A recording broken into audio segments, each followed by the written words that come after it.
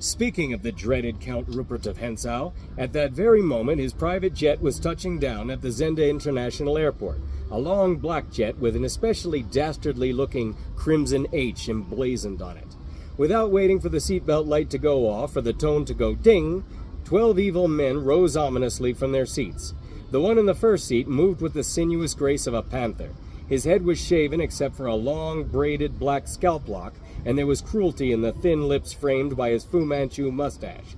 He, like the 11 dreadnoughts that followed him, was heavily tattooed and wore many weapons in discreet hiding places all over his body, from knives and ninja throwing stars to pistols that sprang with a snick out of their sleeves into ready hands.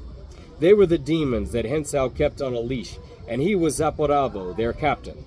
It was said that he could track a bird on a cloudy day, and he'd been trained by blind monks in a temple carved out of the living rock of an active volcano in a jungle where even monsters feared to tread.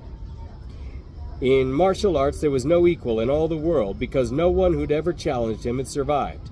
The flight attendant, a pretty French woman named Odile, smiled pleasantly at him as he passed and said bonne nuit to all of the others, one after the other, until they were out of the jet and hopefully out of her life forever. She crossed herself and rolled her eyes, letting out a heavy sigh. Mon Dieu! A small man in a brown suit awaited them, pushing up his glasses and trying to decide how to stand. He kept holding his left wrist with the other hand in front of him, then doing the same with his hands behind him, then putting his hands in his pockets and jingling his keys, then unbuttoning his jacket and putting his hands on his hips, then buttoning it back up and starting all over again. When they finally arrived in the terminal, he knew better than to offer his hand. Zaporavo would never deign to shake it. "Mr. Zaporavo," the man said, "I trust you had a pleasant flight?" He turned and started walking quickly to keep up with the mercenary, annoyed with himself that he had to. "The dear Count would like you to visit his building at once and see how the burglar got in, what he may have taken, and find him as soon as you can. We will need him alive, of course, and coherent." Zaporavo said nothing. There was murder in his eyes. Count Rupert of Hentzau was one of the evilest men in the world and the patriarch of the, indisputably, most evil family in the world. The Borgias would have learned a lot from him. It would perhaps be beneficial to recount the history of the dreaded Hentzau family in order to give one a better understanding of just how evil they were and what a grave error Guy Fawkes had made earlier that day. The Hentzaus having been in control of the world, pretty much all of it, for a long time, with their tentacles reaching into many aspects of our daily lives, and they obtained this position through lies, manipulation, and murder. It happened thus. In 1743, a man named Meyer Amschel Bauer was born in Frankfurt, Germany, the son of a moneylender and the proprietor of a counting house. His father, Moses, placed a red sign above the door to his counting house, a red hexagram which, under Hentzau instruction, would end up on the Israeli flag 200 years later. As an adult, Meyer Amschel Bauer worked for the bank in Hanover, owned by the Oppenheimers, where he was very successful and he became a junior partner. Whilst there, he became acquainted with General von Estorff. When his father died, Bauer returned to Frankfurt to take over the family business. Seeing a significance in the red hexagram, he decided to change his name from Bauer to Hentzau, which means Red Shield. As Meyer Amschel Hentzau, he discovered that General von Estorff had become attached to the court of the Prince William IX of Hessen-Hanau, one of the richest royal houses in Europe. They'd gained their wealth by the hiring out of Hessian soldiers to other countries for various wars. He made the general's acquaintance and was introduced to the prince himself, with whom he began doing business. He found that loaning money to governments and royalty is more profitable than loaning to individuals, as the loans are bigger and are secured by the nation's taxes. Hentzau began planning a secret organization in 1770 with a friend, Adam Weishaupt, outwardly a Roman Catholic, that would be based upon the teachings of the Talmud. They called it the Illuminati, or Keepers of the Light. 3 years later, his first son, Amschel, was born. Like all of his brothers, he would enter the family business at 12. Solomon was born a year later, and Nathan one after that. Adam Weishaupt finished the organization of the Illuminati on May 1st, 1776. The purpose of the group was not to oppose the Catholic Church, as legend tries to convince us, but to divide all Gentiles through political, economic, social, and religious means. They'd be supplied with weapons and given reasons to fight amongst themselves until they eventually destroyed one another, leaving the meek to inherit the earth. Weishaupt managed to infiltrate the Continental Order of Freemasons with his Illuminati doctrine and established lodges of the Grand Orient to be their secret headquarters. Weishaupt also ordered 2,000 of the most intelligent men in Europe to 1. Use monetary and carnal bribery to obtain control of men already in high places in various levels of all governments and business. Once influential people had fallen for the temptations of the Illuminati, they were held in bondage by blackmail, threats of financial ruin, public exposure, and fiscal harm, even death. 2. The faculties of universities were to cultivate the better students from families of privilege and recommend them for special training in internationalism, or the idea that only a one-world government could end recurring wars and strife. That training was sponsored by the Illuminati. 3. All influential people controlled by the Illuminati, either by deceit or by training, were to be used as agents and placed behind the scenes of all governments as experts and as specialists, so they could advise the top executives to adopt policies which would in the long run serve the secret plans of the Illuminati one world conspiracy and bring about the destruction of the governments and religions they were appointed to serve. 4. Obtain absolute control of the press and slant all news and information in order to make the masses believe that a one-world government is the only solution to our many and varied problems. In 1778, Nathan Meyer Hensau was born. In 1784, Adam Weishaupt issued his order for the French Revolution to be started by Maximilien Robespierre with a book written by one of Weishaupt's associates, Xavier Zwack, and sent by courier from Frankfurt to Paris. However, en route, the courier was struck by lightning of all things. The book detailing this plan was discovered by the police and handed over to the Bavarian authorities. As a consequence, Bavarian police raided Weishaupt's Masonic lodges of the Grand Orient and the homes of his most influential associates. The Bavarian authorities saw that the book was a very real threat and outlawed the Illuminati and closed all Bavarian lodges of the Grand Orient.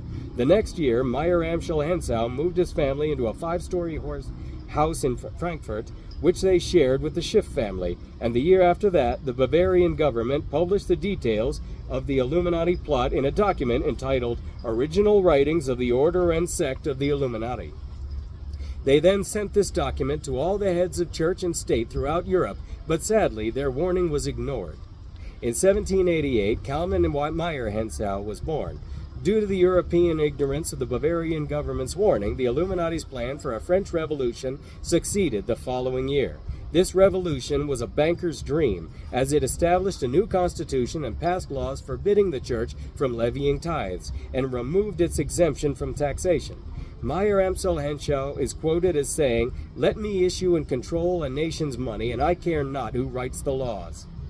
A warning was hidden in the Bible about the beast, or Satan on earth, traveling among us. His sign is 666, a reference in code to the hexagram symbol of that evil family. Sadly, the reference was taken literally, and people think it warns of a red guy with horns and a goatee, and aren't taken seriously. In Revelation 13, it says, "And he causes all, the small and the great, and the rich and the poor, and the free men and the slaves, to be given a mark on their right hand or on their forehead. And he provides that no one will be able to buy or sell except the one who has the mark, either the name of the beast or the number of his name. Here is wisdom. Let him who has understanding calculate the number of the beast, for the number is that of a man, and the number is 666. It is not a prophecy of something that a diabolical super being will someday commit to bring the people of the world under his thumb. It is a warning of the plan the Hensaus have of controlling the world. They are realizing this dream with an RFID chip, which they hope will be implanted in people's hands and will eventually store all their information so that, if anyone ever opposes them, they can simply turn off that person's chip. The power to render someone with the press of a button completely powerless would make them gods. In 1791, the Hensows gained control of another nation's money through Alexander Hamilton, their agent in George Washington's cabinet, when they set up a central bank in the U.S. called the First Bank of the United States, established with a 20-year charter. The next year, James Hensow was born. In 1798, John Robison published a book entitled Proofs of a Conspiracy Against All the Religions and Governments of Europe, carried on in the secret meetings of Freemasons, Illuminati, and reading societies. In this book, Professor Robison of the University of Edinburgh, one of the leading intellectuals of his time, who in 1783 was elected General Secretary of the Royal Society of Edinburgh, gave details of the whole Hensow Illuminati plot. He wrote about how he'd been a high-degree Mason in the Scottish Rite of Freemasonry and had been invited by Adam Weishaupt to Europe, where he was given a revised copy of the conspiracy. He pretended to go along with it to get as much information as he could, then published his expose, including details of the Bavarian government's investigation into the Illuminati and the French Revolution. That same year, on July 19th, David Papin, president of Harvard University, lectured the graduating class on the influence Illuminism was having on American politics and religion. At the age of 21, Nathan Meyer Hensow left Frankfurt for England, with a large sum of money was given to him by his father, and he set up a banking house in London. In 1806, Napoleon stated that it was his object to remove the House of Hesse-Kassel from rulership and to strike it from the list of powers. Upon hearing this, Prince William IX of Hesse-Hanau fled Germany, went to Denmark, and entrusted his fortune, valued at $3 million at that time, to Meyer Amschel Hensow for safekeeping. Nathan Hensow wed Hannah Barrett Cohen, the daughter of a wealthy London merchant, and their first son, Lionel, was born 2 years later. 2 years after that, Sir Francis Baring and Abraham Goldsmith died, leaving Nathan as the remaining major banker in England. Solomon Meyer Hensow then went to Vienna and set up the bank M. von Hensow and Sohn. If this were a movie, ominous music would start playing here. The charter for the Hensows Bank in the U.S. ran out in 1811, and Congress voted against its renewal. Nathan Meyer Hensow was not amused, and he said, either the application for renewal of the charter is granted, or the United States will find itself involved in a most disastrous war. Congress stood firm, and the charter wasn't renewed, so Nathan told the British to teach those impudent Americans a lesson, bring them back to colonial status. Backed by Hensow money and Nathan's orders, the British declared war on the United States. The plan was to cause the U.S. to build up such a debt in the War of 1812 that they'd have to surrender to Hensow and allow the charter, the First Bank of the United States, to be renewed. Meyer Amschel Hensow died, and in his will laid out specific laws that the House of Hensow were to follow. All key positions in the family business were to only be held by family members. Only male members of the family were allowed to participate in the family business, and this included a reported sixth secret bastard son. It is important to note that Meyer Amschel Hensow also had 5 daughters, so today the spread of the Hensow Zionist dynasty without the Hensows name is far and wide, and Jews consider the mixed offspring of a Jewish mother is solely Jewish. The family was to intermarry with its first and second cousins to preserve the family fortune. Of the 18 marriages by Meyer Amschel Hensow's grandchildren, 16 became first cousins. No public inventory of his estate was to be published, no legal action was to be taken with regard to the value of the inheritance, and the eldest son of the eldest son was to become the head of the family. This condition could only be overturned when the majority of the family agreed otherwise. Nathan Meyer Hensow was elected head of the family. Jacob Meyer Hensow went to Paris to start the bank in Hensow Frères. That's the music again, the ominous music. Then Nathaniel de Hensow, the son-in-law of Jacob Hensow, was born. Now remember the $3 million Prince William IX of Hesse-Hanau had entrusted to Meyer Amschel Hensow for safekeeping? An account of what happened next can be found in the Jewish Encyclopedia, 1905 edition, volume 10, page 494, which indicates the money was never returned by Hensow to Prince William IX of Hesse-Hanau. It also says that Nathan Meyer Hensow invested this $3 million in gold from the East India Company, knowing that it wouldn't be needed for the Wellington's Peninsula campaign. On the stolen money Nathan made no less than 4 profits. 1 on the sale of Wellington's paper, which he bought at 50 cents on the dollar and collected at par. 2 on the sale of gold to Wellington. 3 on its repurchase, and 4 on forwarding it to Portugal. In 1815, the 5 Hensau brothers supplied gold to both Wellington's army through Nathan in England and to Napoleon's army through Jacob in France, and began their policy of funding both sides of wars. The Hensaus loved wars because they are massive generators of risk-free debt. This is because they are guaranteed by the government of a country and therefore the efforts of the population of that country. So it doesn't matter if that country loses the war, because the loans are given on the guarantee that the victor will honor the debts of the vanquished.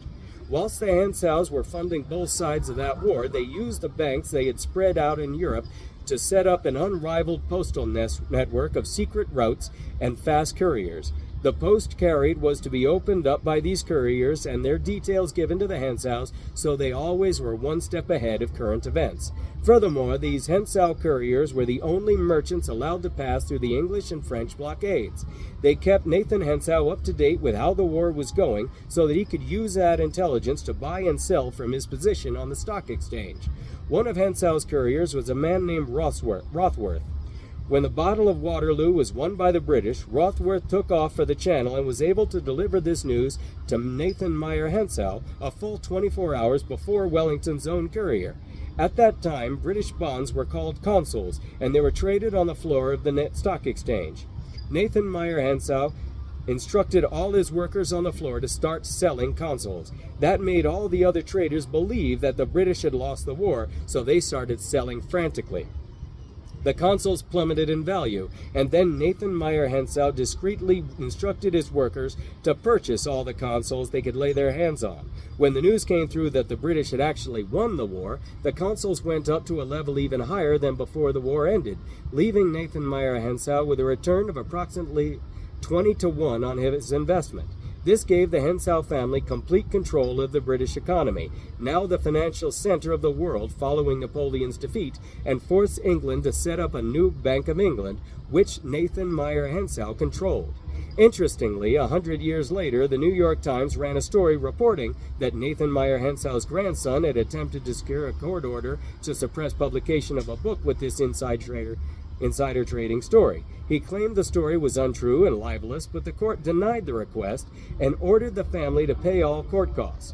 Maybe because in 1815, Nathan Meyer Hensau made his famous statement, "I care now not what puppet is placed on the throne of England to rule the empire on which the sun never sets. The man who controls Britain's money supply controls the British Empire, and I control the British money supply." He would go on to brag that in the 17 years he had been in England, he had increased the £200,000 stake given to him by his father 2,500 times to 50 million.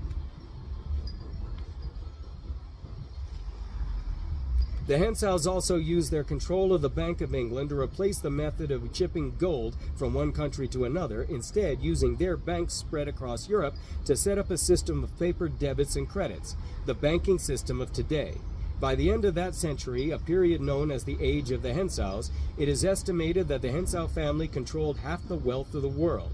However, something that did not go well for them that year was the Congress of Vienna, which started in September 1814 and concluded the following June. The Congress of Vienna was for the Hensaus to create a form of world government to give them complete political control over much of the civilized world. Many of the European governments were in debt to the Hensaus, so they had that as a bargaining tool. However, Tsar Alexander I of Russia, who had not succumbed to a Hensau central bank, would not go along with it, so the Hensau world government plan failed.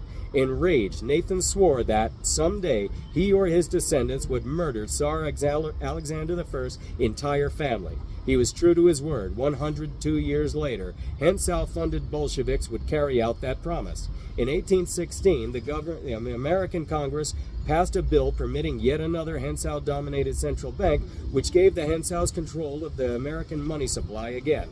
This was called the Second Bank of the United States and was given a 20-year charter.